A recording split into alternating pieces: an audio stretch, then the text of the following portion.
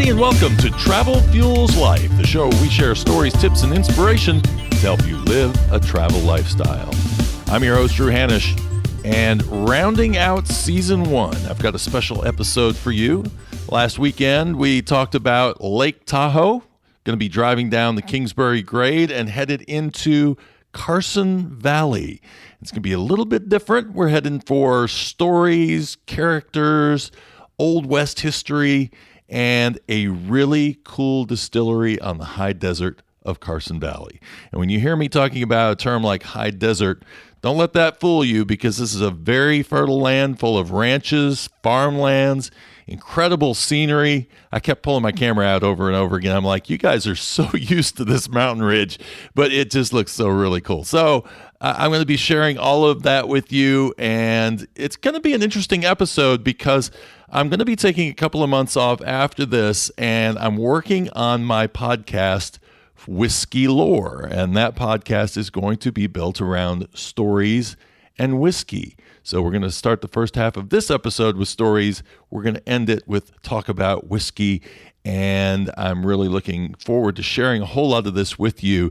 And by the way, stay tuned for details on Whiskey Lore and the podcast coming up at the end of the episode, and when we'll kick into season number 2 of Travel Fuels Life. By the way, this episode would not have been possible without the sponsorship and the generous amounts of time put in by Heidi Cicito and her team at Carson Valley, and Jen Boyd and her team working over at Tahoe South in Nevada. And as you're going to hear, I was guided around Carson Valley and Bently Ranch and the distillery by some very passionate and knowledgeable people. So thank you to you guys, and what I'm most thankful for is the opportunity to share these experiences through my own lens with no direction or oversight from those guys. So it is time to make my way down the Kingsbury Grade from Tahoe South to Carson Valley. My initial impression as I'm driving down into this valley, wow, man, the view from the side of this mountain, but looking at the mountains that are just dwarfing this valley. And yeah, I'm really looking forward to this. It is a great contrast to what I just came out of. Very well-rounded trip. And what a drive it was. It's a 9% grade. You drive down Nevada 207. You're heading into Carson Valley. It was a beautiful sunny day. The pace, it felt slower right off the bat. There was a little notch in the mountain if you looked over to the right, and a cabin was nestled in there. You looked out ahead of you, and you just saw these sweeping views, a valley with houses and ranches. If you felt claustrophobic at all in Tahoe, you lost it once you started coming down the side of this hill. And unlike Tahoe, where I was completely on my own and kind of got a chance to do things at my own speed, which was pretty fast because there was a lot to do, on this leg of the trip, I was going to have Heidi and Angela along from Carson Valley. They were going to guide me through the history and some of the background on day 1. And on day 2, I was going to have Wes and Woody from Bently Ranch and Heritage Distillery along to give me some of the lay of the land with the facility and with the ranch itself. So when I joined up with Heidi and Angela, the first thing I wanted to do was figure out what some of the different activities were that would draw people here from Tahoe. So Heidi mentioned that there's a hiking trail that comes down from the Tahoe Rim Trail, which I had been on just hours earlier, and that goes all the way down into Genoa, and then you can get shuttled back up the mountain. And she also said that this was one of the top 2 to 3 destinations for glider soaring. And when she first said it, I was like, what is that? Gliders? Oh, okay. It's like airplane gliders. And you can take these 25-minute rides down into the valley. The company that does that is called Soaring Nevada, and they are based in Minden. So it's a pretty cool idea to be able to do that. She also said sometimes skiers are just kind of looking for a getaway, a change of pace from the snow and from what they're doing. Just add a little diversity into their trips. So they can come down to the valley and they can golf, or they can ride the trails on mountain bikes, or they can soak in some of the history in the area. And I could definitely see that as a change of pace. And the thing I appreciated the most was the ample amounts of free parking in the valley. Yes, that was very nice. In other words, it's a break from the touristy side of things. Now, one event that really captured my attention when Heidi was telling me about it was the annual arrival of eagles. Apparently, at the end of January, the ranchers are out cattle birthing, and flocks of eagles will swoop into the area, all just to feast on the cows' afterbirth. Yeah, it doesn't sound that appealing, but I would imagine seeing a spectacle of all of these eagles around. And actually, Heidi said, when you see an eagle and a coyote fighting over an afterbirth, that is really something to see. So not something you're going to see just every day of the week, my friends. So that might be something worth checking out. So we headed into the town of Genoa, and this is where history was about to get very, very real. In 1851, the Mormon pioneers came in. They set up a trading post, and then this was a rest stop on the California Trail. Everybody was headed. This is just 2 years after the discovery of gold at Sutter's Mill. So everybody was looking for their piece of the pie, and the Mormons were the ones that really settled this area. They were kind of looking to make the money, I guess, as a trading post for all those people coming through. And this became the first settlement in what was going to be called the Nevada Territory in about 10 years. Later on, they renamed it Genoa. And they named it after Genoa, Italy, but in true Nevada tradition, they had to pronounce it a different way. So if you're around a local and you say Genoa, they're going to say, no, it's Genoa, get it right. And you'll just have it. So you've heard it here, folks. When you go, Genoa, that's how you say it. So you're going to start out in the center of town, and you're going to immediately see a statue of Genoa's most famous resident, Snowshoe Thompson. Now, Snowshoe, he had moved from Norway all the way to the United States with his mother when he was 10 years old, and then went out looking for adventure as he grew older and joined the Pony Express, and was delivering mail between Placerville, California, and Genoa, Nevada. Now, that's about an 88-mile trek across snow-covered mountains. And don't let the name fool you. He was not doing this with snowshoes. He's actually considered the father of modern skiing. He had 10-foot skis, and he carried a single pole like a cross-country skier. And he was renowned for his ability to navigate through those mountains, even in the worst of blizzards.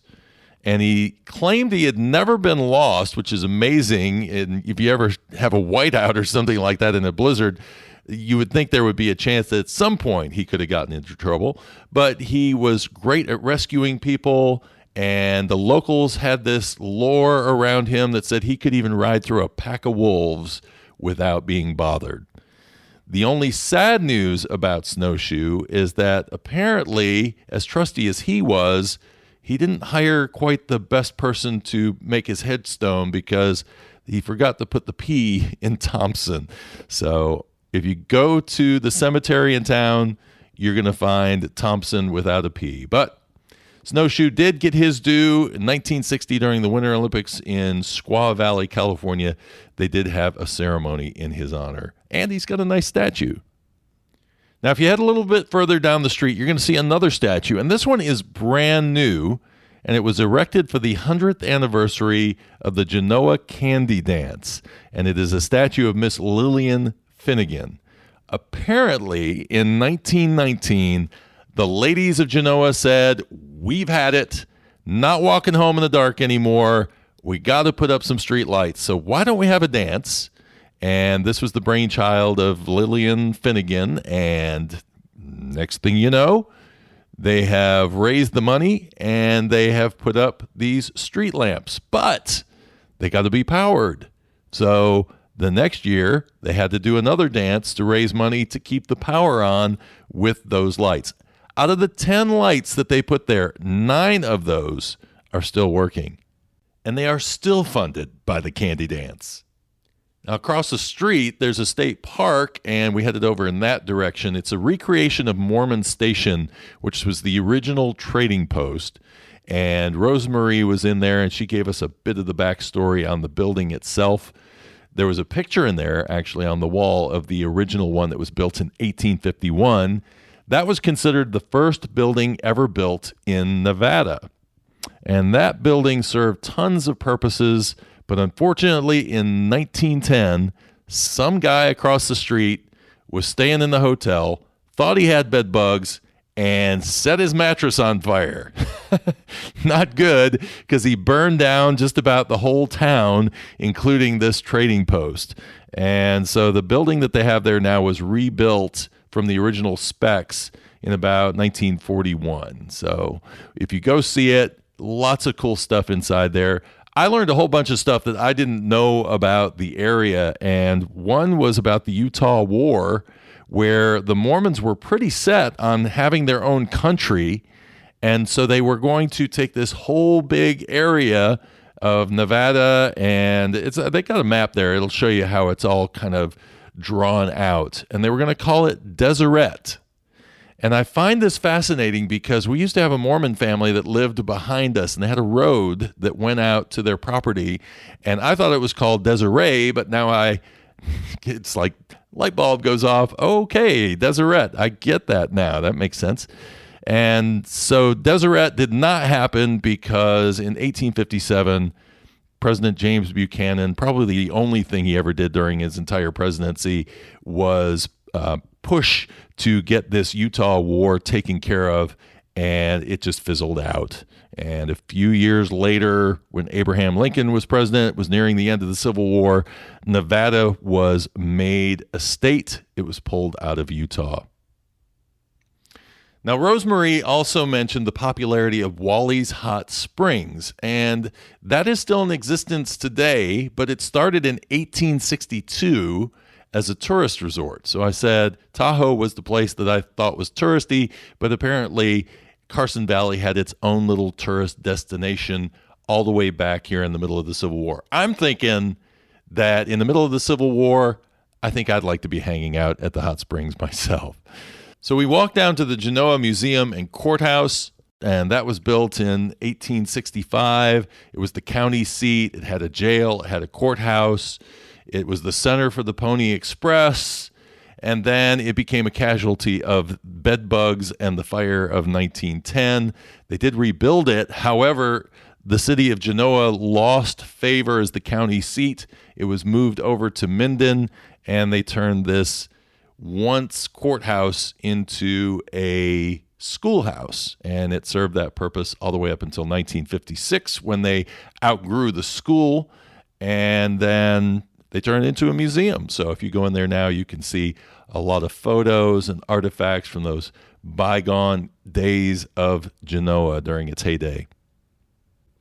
Another story that caught my attention was the one of Charlie Parkhurst. Apparently, this stagecoach driver who frequently came through Genoa spent an entire lifetime pretending to be a man. And when she died, her friends were quite surprised to find out that she was not, in fact, a man. And the interesting thing to connect with this is that due to her deception, she may have been the first woman to vote in the United States. So if you want to read more on that story, go out to the travelfuelslife.com/podcasts show notes page for this episode. I got a link out there that goes through her entire story. It's fascinating.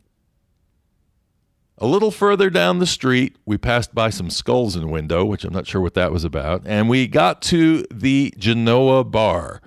Now, how important is a saloon to a town?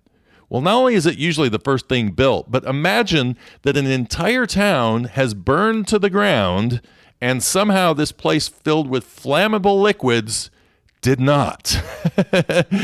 Where was the fire team? I think they were all hanging out there making sure that that was not going to go up. It's also possible that that was used for a brothel, so there may have been some important people inside as well. No telling. It was the Old West.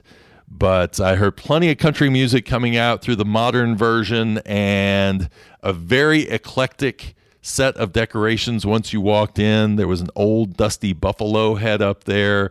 There were real cobwebs everywhere. And for being one of the oldest surviving bars in the West, dating back to 1853, it's just got a bunch of Old West charm to it. There's lots of unique features in there. It actually has a diamond dust mirror, which I didn't know what that was until somebody put a light on it, and you could see the flecks of diamond dust coming through the glass. And it was apparently made in Glasgow, Scotland, and it has a twin in Glasgow somewhere. So I'm going to have to see if I can track that one down. And then when you look over your head, there's this old oil lamp that hangs up above the bar. And apparently during New Year's, that's the one time per year that they will actually light up this old chandelier oil lamp. So something to check out. And they have a no horses allowed sign when you walk in the door, which I think is pretty funny because the door handle is down around my knees. So I guess that was a deterrent to keep anybody from doing what they weren't supposed to do. So I bellied up to the bar. I decided to drink local. I found a corn whiskey from down the road. It was pretty aggressive. It was very young. In fact, I would like to say that I think it put hair on my throat. It was hot, let me tell you. So I ordered it neat, as I always do. I mean, I'm in an Old West bar. I should have ordered a shot, is what I probably should have done and got it over with. But Heidi saw me suffering with it, and she said, just suck it up and put some ice in there. And that, my friends, was the best call of the day. Another interesting feature of this bar is a safe that's on the floor that is brimming with women's bras. And as the story goes, Raquel Welch came into the bar one day and someone said, why don't you go ahead and put your bra up there with the other ones? And she said, only if you take all the other ones down will I leave my bra. And she was a woman of her word. She left it there. They took them all down, and hers is the only one that hangs there now. And it is so dusty. I don't think anybody's touched it since the day that she put it up there. And behind there, there's a picture of her from her heyday in the background, autograph. So something to see for sure. And there are some other dignitaries that have come into the place as well, from Clint Eastwood to Willie Nelson. Going back in time, Teddy Roosevelt was there, and Ulysses S. Grant, who was famous for drinking, was there. And one of the most famous guests that they had was Samuel Clemens. He would later go on to be known as Mark Twain, but he wrote for the Territorial Enterprise newspaper back in 1863. So he actually was living in the area at that time. We tried to discover whether Wyatt Earp actually stayed there, because for some reason Angela seems to go to every single Wyatt Earp bar, but we never could quite confirm that. So after a really nice afternoon in Genoa, we decided to head out and get some food in Gardnersville, and we stopped at a Basque restaurant called ETA Basque. And I knew nothing about the Basque culture, and I'm sure I'm going to learn about it when I go to Spain in the spring. But up to this point, I didn't really know much about them. And so it is a culture that is on both the Spanish and the French sides.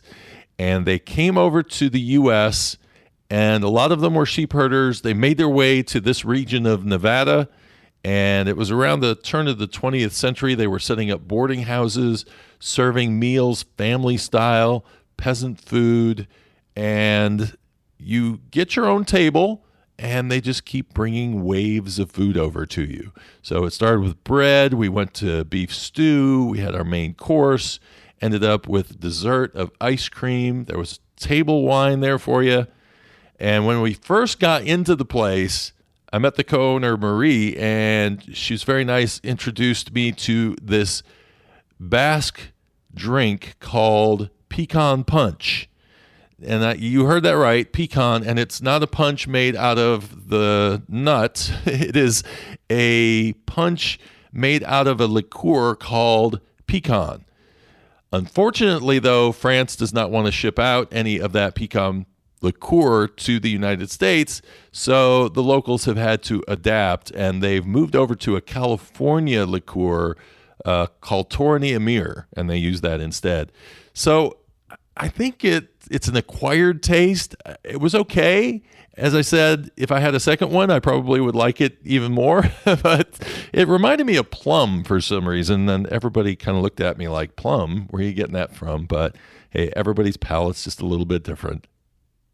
And speaking of having different palates, at the end of the meal, after I had a nice medium rare sirloin steak, the ice cream was brought to us, some coffee was brought to us, and they have this strange tradition. The beginning of the tradition is not too strange. Take a scoop of your vanilla ice cream and put it into your coffee. Now go over and grab the red wine and pour it over your ice cream. Well, not too sure on that part, but I definitely think the first part is genius. So I had a really nice meal. I enjoyed the conversation. But before I left, I was told that I had to throw a dollar bill and hit the ceiling, and it had to stick there. Now, this is a lot of pressure for a tall guy because I'm closer to the ceiling than everybody else, so I feel like I'm supposed to get it the first time. It did not work. I tried, and I tried, and I tried. I was getting great instruction, but I'm just like, I can't do this. I kept watching my hand as I would throw it up. That's some kind of baseball technique or something that I was using. Keep your eye on the, except I wasn't keeping my eye on the ball. I was trying to watch the thing as it flew to the ceiling, and that wasn't working. So finally, all right, I'm going to will it up there. Do it. Okay. And you know what? If you want, and you get tired of doing it, we can see if she wants to do it. Okay. Okay. But keep your completely fine. So Okay. I'm like tweaking you just a little bit. Yeah. Okay.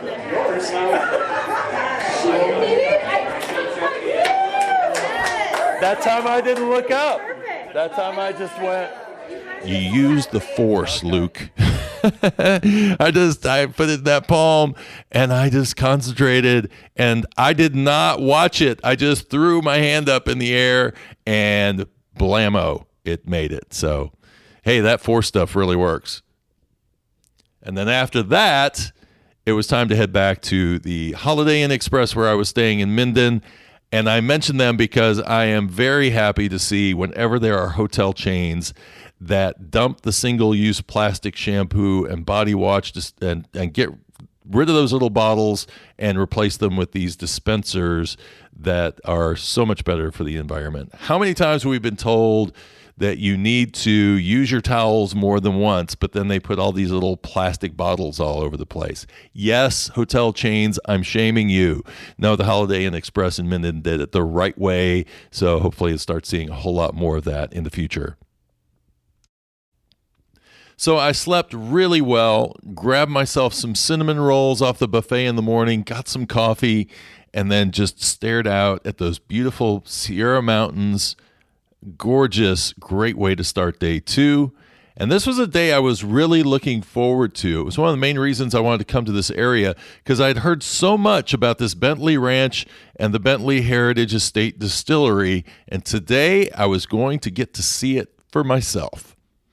So it was all starting out on the ranch side of things. And for me, not being very familiar with ranching, this was going to be quite an education. So Heidi, Angela, and I, we all met up with Woody Worthington from the ranch, and he gave us a nice tour of the entire facility.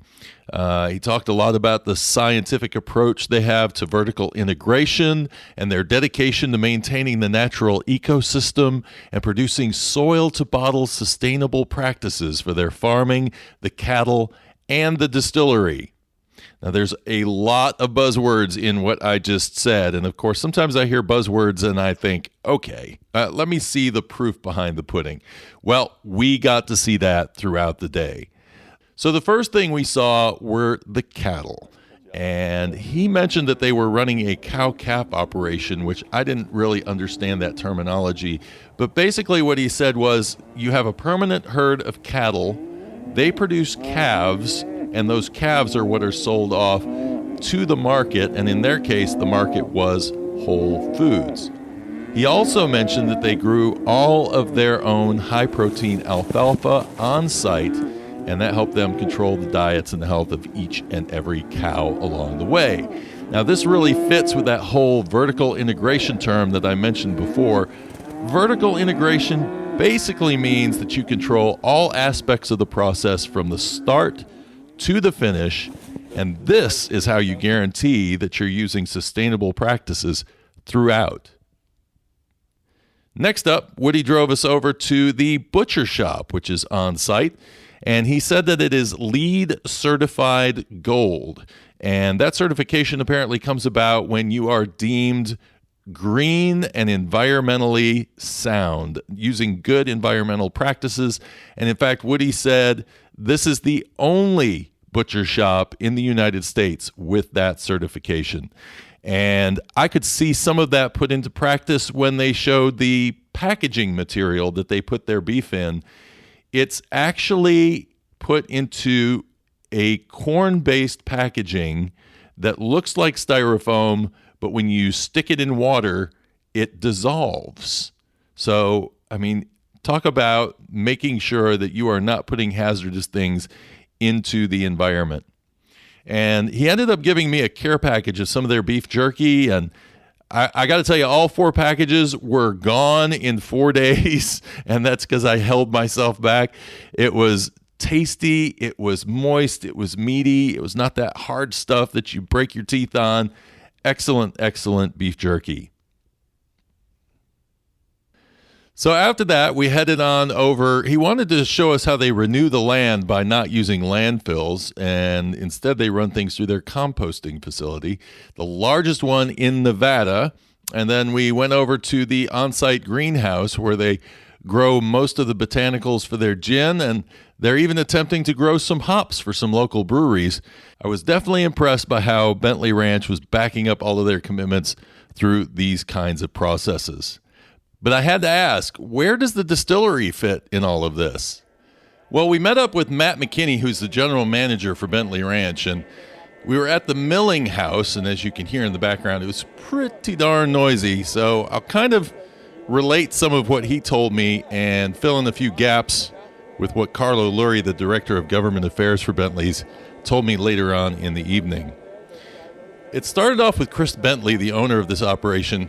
He is a lover of Scotch single malt whiskey. And with all of this land, he saw a great opportunity to create a world-class whiskey right there in the high desert of Nevada, and using the same exact commitment to quality and vertical integration that the ranch was using, but in this case, it would be referred to as soil to the bottle. They started rolling over some of their alfalfa into grains that could be used for bourbons, ryes, and single malt whiskeys. And as the plan started to unfold, they started to realize that they could actually create some very unique vodkas and gins while they were waiting for their aged spirits to mature. So while that was going on, laws were having to be changed. At that point, distilleries could not sell their own whiskey on site. They had to go through distributors. And they couldn't do tasting rooms either, which was kind of a hindrance to doing tours. So they pushed to get the 2015 craft distilling law passed, which got them designated as a craft distillery. However, even that was limited, because what would happen is if they produced over a certain amount, they would no longer be designated as a craft distiller, and they'd be outside of that law. So Carlo Lurie went in and he said, why don't we create a new designation, a license called an estate distillery license? And with that license, you would have to show that you were growing at least 85% of what went into your bottle. Well, this wasn't a problem for Bently's because they had plans to use 100% of their own grains for making their spirits. So here I was standing in front of this milling facility and getting to take a tour of it. And we actually walked back into the back and they showed me the on-site malting floor that they have, which reminded me of Scotland right away. I mean, it's very Scotland to have a malting floor. It's actually kind of old school Scotland because so many Scotch distilleries now outsource that process. So cool to see them doing that here on site. I asked Matt, how does a ranch suddenly go from growing alfalfa for cows to malting and distilling spirits? And he said he actually had to head up to Canada and learn all he could in a very short period of time. And one of the major challenges, he said, was the fact that they chose to use oats. Now, most vodkas, as you know, are produced from potatoes or wheat, but oats actually give a really nice creamy mouthfeel. They are really great for spirits. They're just really hard to work with because they clump up and they can get clogged in the process. So they really did take on an extra challenge to do this, but they really wanted to create a unique and superior product. I also asked about their water source, and they said that it came from Minden Well number 1, which is right on site. And he said that's actually where they got the name for their vodka, which is called Source 1. And that the water is processed through reverse osmosis, and it comes from the Snowy Mountains. But the big question I had was, how long would it be before they would actually get this product out on the market, this single malt whiskey? Because if you think about Scotch whiskey, you usually see age statements that are 8 years or longer on those whiskeys because the process to make them is a little bit longer because they don't tend to mature as quickly because of the climate. And the answer I got was, when it's right. That won me over right there. The fact that they're willing to wait out this product until it has matured to a point that they feel confident this is a quality product. They've tested it, they've tasted it, and they know it is of the highest quality. That is something you don't hear a lot of in American single malts. A lot of them are having to make their money back pretty quickly, so they're releasing 3 years, 4 years, or 5 years. And it's just great to see that they were going to take their time with this one and make it right. So the next stopover was to head to the grain silos. And Woody said, do you want to climb the ladder, get a better view? Well, I mean, everybody likes to challenge my fear of heights. So what the heck? I don't like heights. So this is... Well, there's a cage, so... Yeah, so this is a challenge for me. Oh, yeah. Okay. Yeah. Nope. I'll go up behind you, so you land right on me. Oh, okay, all right. Yeah. We both can tumble down at the same time. Excellent. Yeah. Well, up is okay. Down is when I look down and go, oh crap, what am I doing? That's the challenge. So if I haven't said it before, check out social media for travelfuelslife.com and social media for whiskey-lore.com and see if I got up that ladder. So after a nice lunch at the bustling Minden Deli, I was really stoked to be seeing this distillery portion of the tour. And for that, we went from Woody turning us over to Wes as our tour guide. And the first surprise I had was that there are actually 2 different distilleries on this Minden property. There is a column still facility that produces their bourbon, rye, gin, and vodka, and that is housed in the old Creamery building of the Minden Butter Manufacturing Company. And the second one is housed in the visitor center that is actually the historic 1905 Minden Flour Company. And that is where they have the 2 Scottish pot stills and produce that single malt whiskey. And that is a fantastic way to not only bring Scottish history in with those pot stills, but also preserve those great pieces of Minden history, the history that goes all the way back to the origins of the town. But what totally took me by surprise was when Wes opened up these doors to the creamery, it suddenly felt like we were in Oz. I mean, these towering and glistening copper column stills rising up and sparkling with the spirits shooting through their glass portals like fireworks. Just go to travelfuelslife.com/podcast. Look for the show notes for this page. I got a picture of it there. I did not think I was going to be able to do these babies justice in a photo, but I'm telling you right now, they are too beautiful not to shine any way you take a picture of them. So not only are the German stills jaw-dropping, but the entire facility is meticulously designed.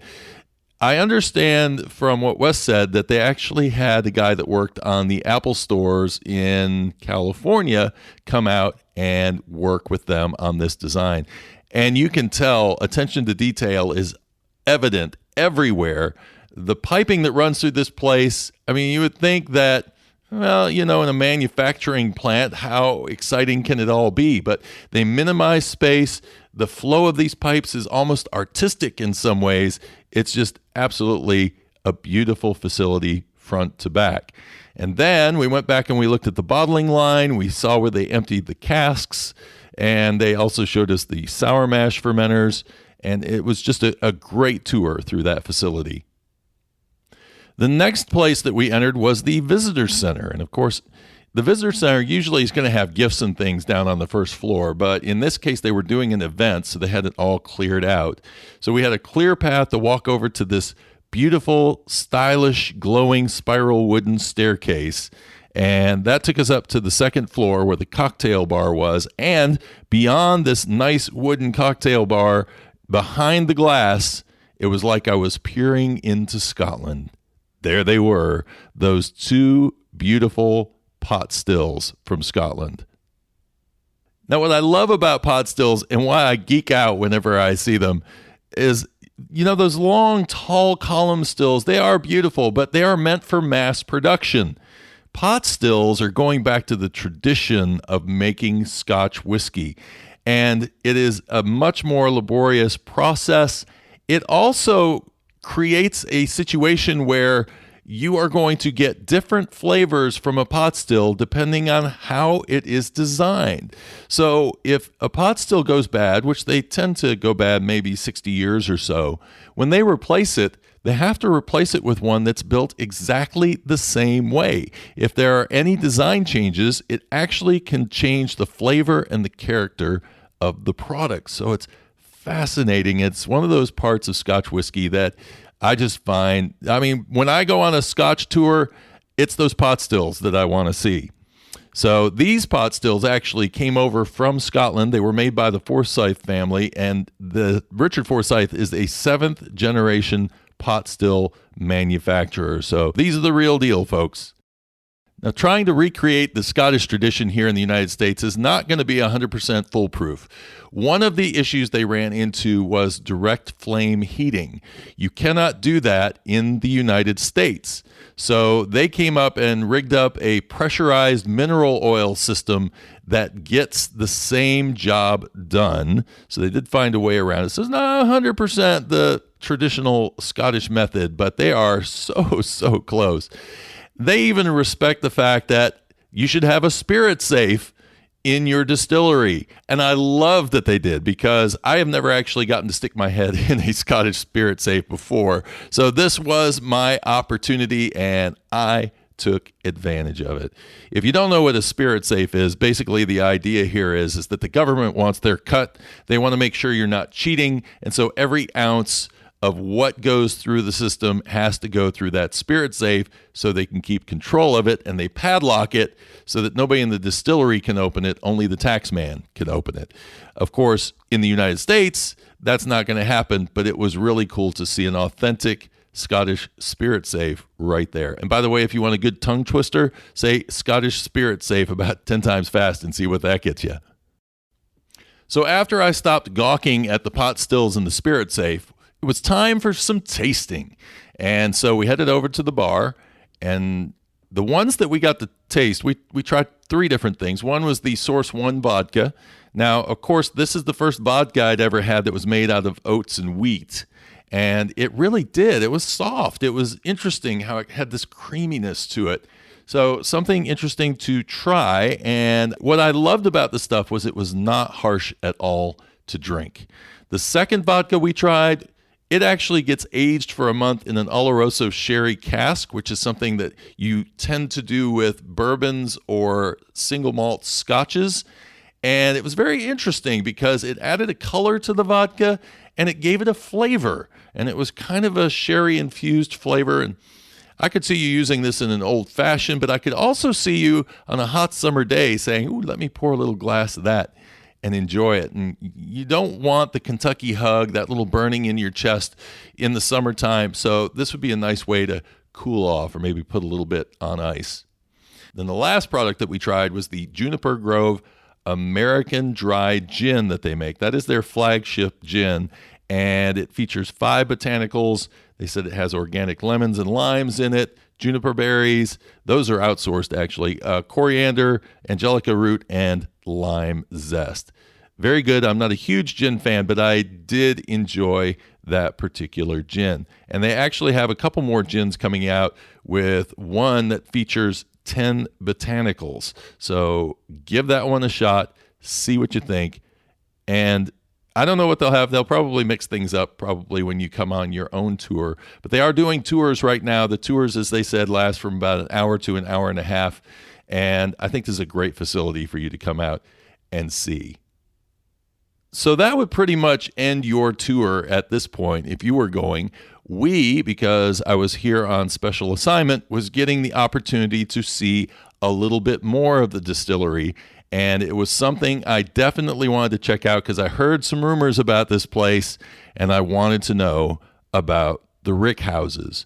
Rickhouses, if you're not familiar with that term, basically warehouses for whiskey, and they have two of them. One of them they refer to as Scotland, and the other one they refer to as Kentucky. And I'm going to tell you why they refer to them as those two names. Because, geniuses that they actually are climate controlling those two warehouses so that they have the exact same weather patterns as they have in Bardstown, Kentucky, and in Speyside, Scotland.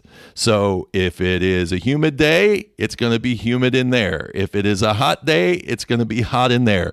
And the genius behind these two warehouses is that if they were just trying to have one general temperature set throughout that entire facility, there would be very little variation from one year to the next.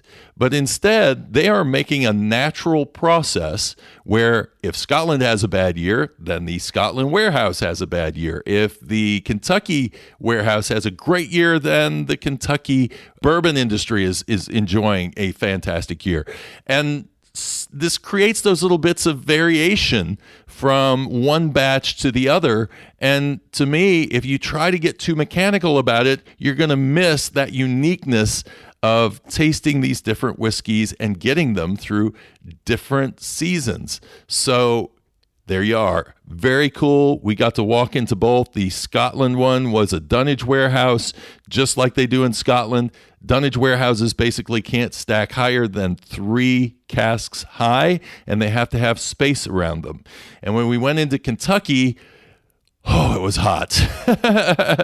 It was really hot in there. Apparently there was a heat wave in Kentucky at the time. And I mean, you just were sweating as soon as you walked into the place.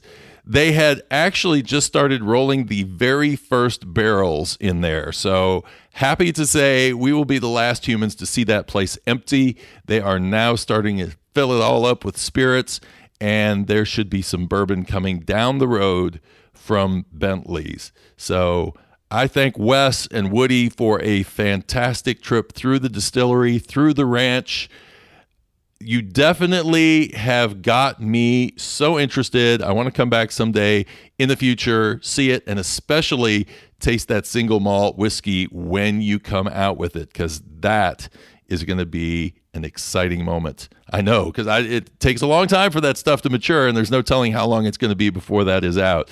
But as I understand it, those warehouses actually will be opened up in the next year and a half, 2 years, something like that probably. So if you go on tours now, you won't get the opportunity to see that. But they actually have a tasting room in Kentucky, so that will be something that you could take advantage of. And if you live anywhere around that area or even come across the country, I'm telling you, out of all the distilleries I have been to, that is a top 3 distillery for me. Just to see the amount of attention to detail that they are doing, the way that they are handling this soil to the bottle process, it's something special to see. So great time at Bently's. And I had one more stop off before dinner, and that was to go talk to a man that's, I was told, was the man about town to talk whiskey with, and that is Troy Phillips of Battleborn Wine and Whiskey in Gardnerville, Nevada. And I also learned that Troy does whiskey tasting classes in his shop. And he was kind enough to let me try some different whiskeys that I had not had before.